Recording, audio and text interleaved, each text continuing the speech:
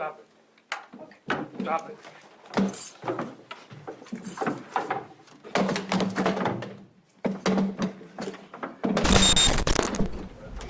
Reach your phone. It's so painful that some people in this world seem to think that I would have it in me to do.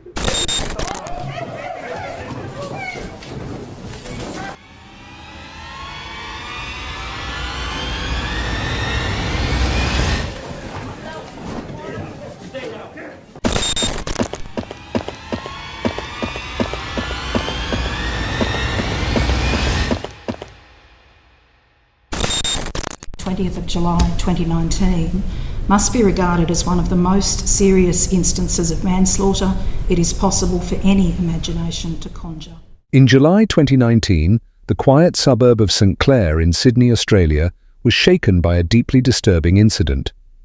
Rita Camilleri, a 25-year-old woman with a history of mental health issues, was involved in a tragic event that resulted in the death of her 57-year-old mother, Rita Camilleri.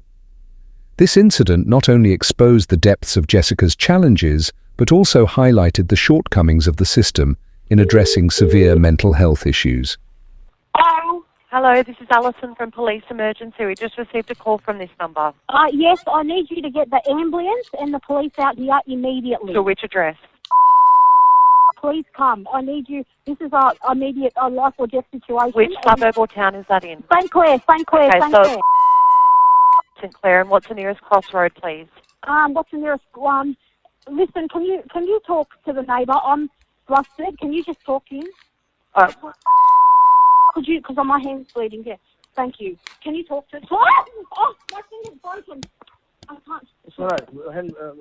Okay, talk to him. Hello? Hi. Yeah. What's happened?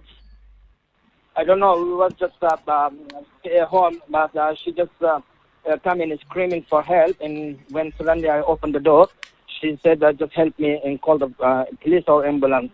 And she said to me, she had a fight with her mom, I think. Okay. My mum tried to stab me and I killed her, I think. So did she just say her mum tried to stab her? I don't know because of the... Yes, Yeah. with a knife. And in self-defense, I think I killed her. Yes. Can you tell him to come immediately? Yeah, can you please just come immediately, please?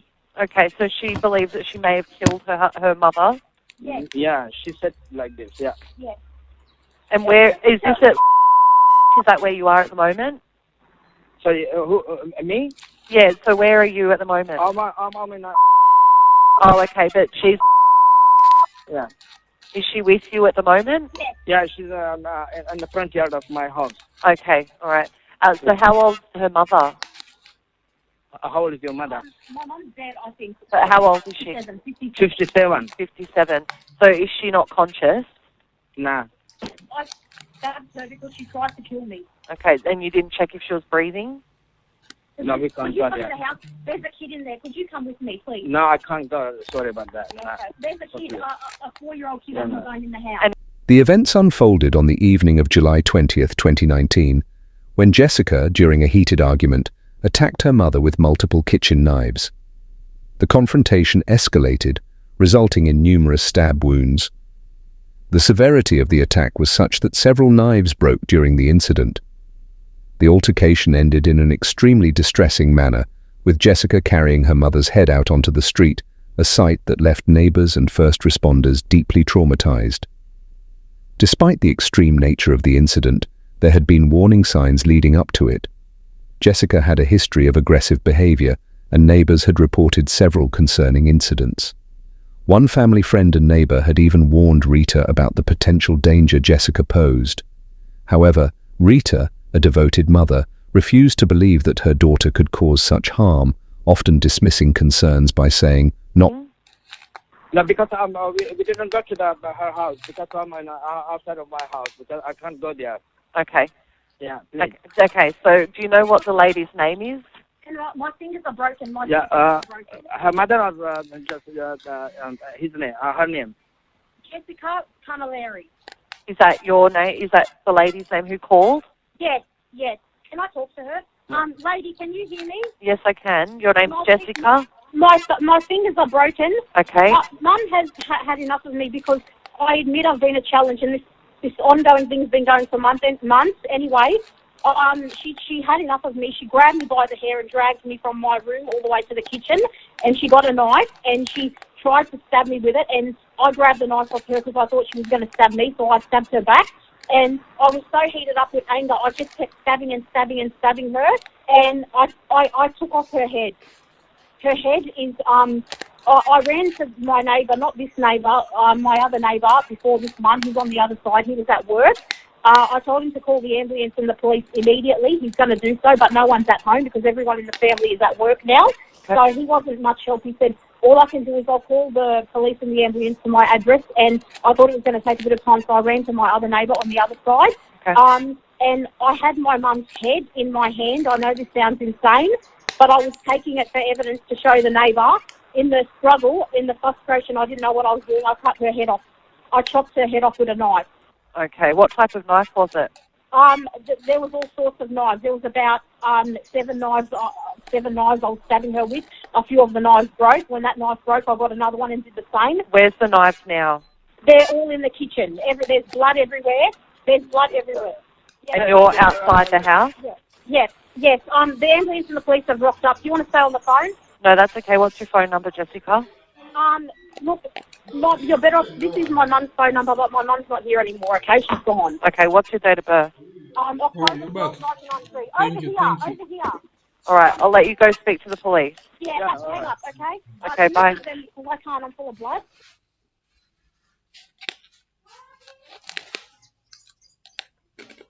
My Jessica, she wouldn't hurt a fly. Jessica's initial interactions with the police revealed a profoundly disturbed individual. When officers arrived at the scene, they found her in a state of shock and covered in blood. Jessica initially claimed that she had acted in self-defense, alleging that her mother had tried to harm her. However, her story quickly unraveled. In a chilling admission to a forensic psychologist, Jessica later confessed that she had acted with excessive force and had deliberately caused severe harm to her mother. The case went to trial in 2021, where Jessica's defense team argued that she was not guilty of intentional harm due to substantial mental health issues. Evidence presented in court detailed Jessica's long history of mental illness, including diagnoses of ADHD, obsessive-compulsive disorder, and intermittent explosive disorder. And terrified at what was being done to her by her own beloved child. Her mental health struggles were compounded by a history of violent outbursts and an inability to control her impulses. Dr. Richard First, a forensic psychiatrist who evaluated Jessica, testified that she had a diminished capacity to understand the consequences of her actions. He explained that Jessica's mental health issues significantly impaired her judgment and impulse control, contributing to the severity of the incident. This expert testimony played a crucial role in the jury's decision. Ultimately, the jury found Jessica Camilleri not guilty of intentional harm, instead convicting her of a lesser charge due to her substantial mental health issues. The court acknowledged that while Jessica's actions were undeniably severe, her mental state at the time warranted a lesser charge. On February 26, 2021, Jessica was sentenced to 21 years in prison with a non-parole period of 16 years. The sentencing judge, Justice Helen Wilson, expressed deep sympathy for the victim's family, acknowledging the profound loss and grief they had endured. In her remarks, she highlighted the need for better mental health care and support systems to prevent such tragedies from occurring in the future.